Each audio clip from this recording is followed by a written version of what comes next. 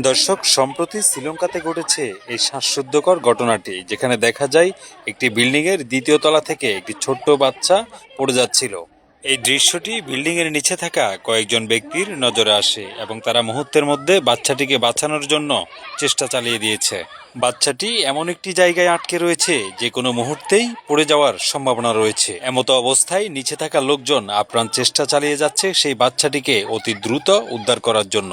আর এই মুহূর্তে আপনারা কয়েকজন লোককে দেখতে পাচ্ছেন যারা দ্বিতীয় তলার বেলকনি দিয়ে বাচ্চাটিকে বাঁচানোর চেষ্টা চালাচ্ছে।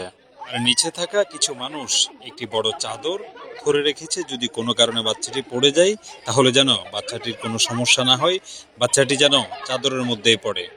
সত্যি কথা বলতে এমন একটি শ্বাসরুদ্ধকর পরিস্থিতি দেখে আমার নিজেরই গলা শুকিয়ে আসছে। এখন দেখার বিষয় এই লোকগুলো বাচ্চাটিকে সুস্থভাবে উদ্ধার করতে পারে কিনা। তবে বাচ্চাটির জন্য দোয়া থাকবে যেন সুস্থভাবে তাকে উদ্ধার করতে পারে।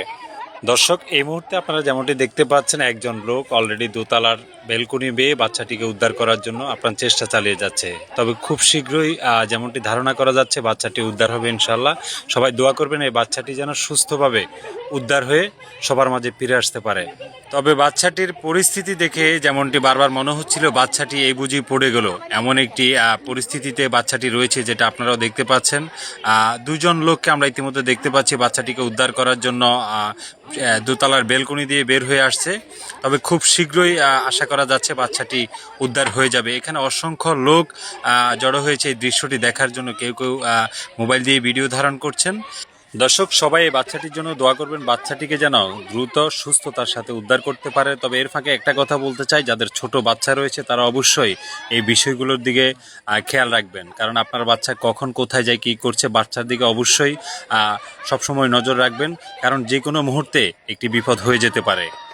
আর এই ভিডিওটি দেখার পরে অবশ্যই ভিডিওটি শেয়ার করে সবার মাঝে ছড়িয়ে দিন, যেন সবাই এই ভিডিওটি দেখে সতর্কতা অবলম্বন করতে পারে, অদূর ভবিষ্যতে যেন এই ধরনের ঘটনা পুনরাবৃত্তি না হয়।